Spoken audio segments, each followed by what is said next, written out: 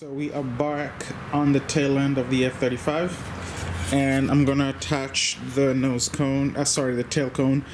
So I'm doing all the auxiliary stuff while my tanks are drying and all this other stuff, just so I can build this as quickly as possible. What I want to mention here is the cone inside comes as fiberglass, and what I did is I added BVM heat shield and painted that in there.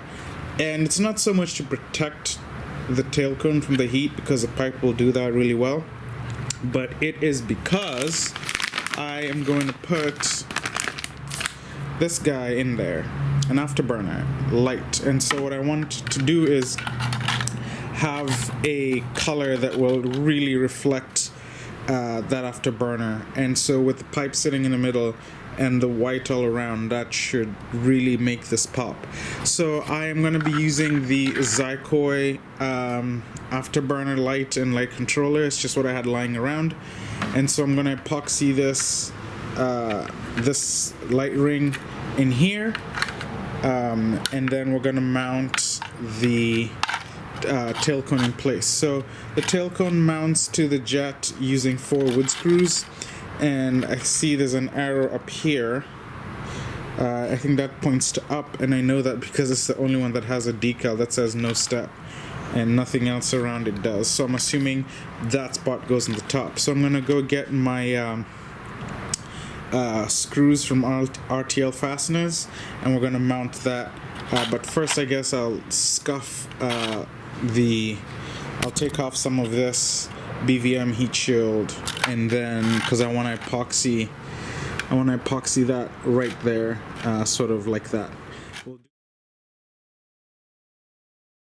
So we are getting ready to screw this on. One minor detail is I added heat resistant snakeskin to the wire.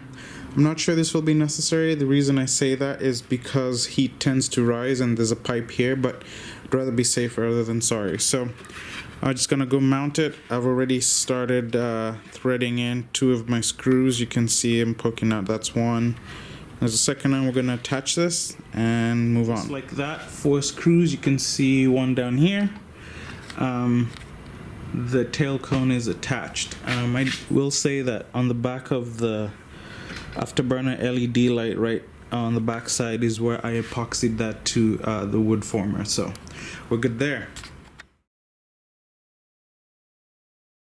So let's talk pipes. So the jet comes with the pipe, and they send you a bell mouth as well, and this was just sort of hanging in there, and the straps were kind of curled around it. So I guess we have to drill it. We have to either rivet it closed or put screws or whatever, and then mount it in the jet.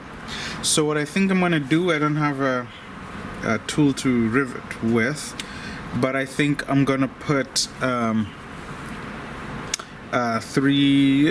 maybe 3 screws through to hold them, just like sheet metal screws, so maybe 120 degrees apart, and we're gonna use that to hold the bell mouth, and then we can just slide this in from the front, since we still have the jet in half right now, and then that way we can remove these if we need to, remove the screws, remove the bell mouth, and do whatever. But that's what's gonna happen. Looks like a pretty good quality pipe.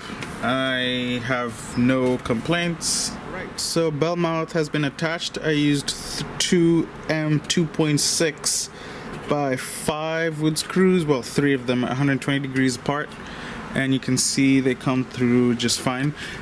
This material is pretty stiff to drill through, so what I had to do is sort of get a table or a corner of a table, and so if this is the table, for instance, stick this in there, and then really push down with the drill to get it to go through. But that looks good. So we're gonna stick it in the jet now and see how everything will mount up. So I've installed the pipe in the jet, and the Derjet manual calls for the back of the pipe to be flush with the tail cone.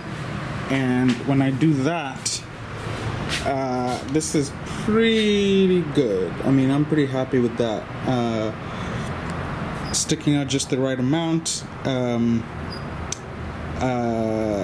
and It's not obnoxious, it's just in the right spot.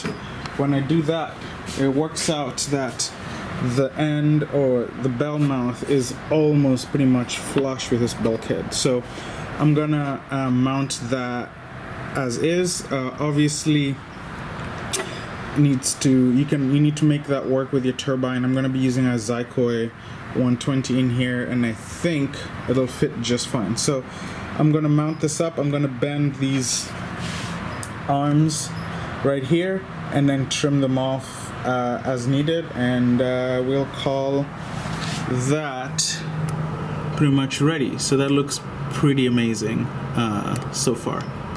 So the pipe is finally mounted, and the way I did this is pretty straightforward. So I chose to use 4 screws, as you can see them right here, and what I did is I started with one, screw that in, and then with this one in place, twisted the pipe up and down until I got the placement that I wanted, and I think it's pretty well centered in there. So with that, I think it's a wrap job over there. I wanted to mention that the rails were glued in using E20NS, as you can see.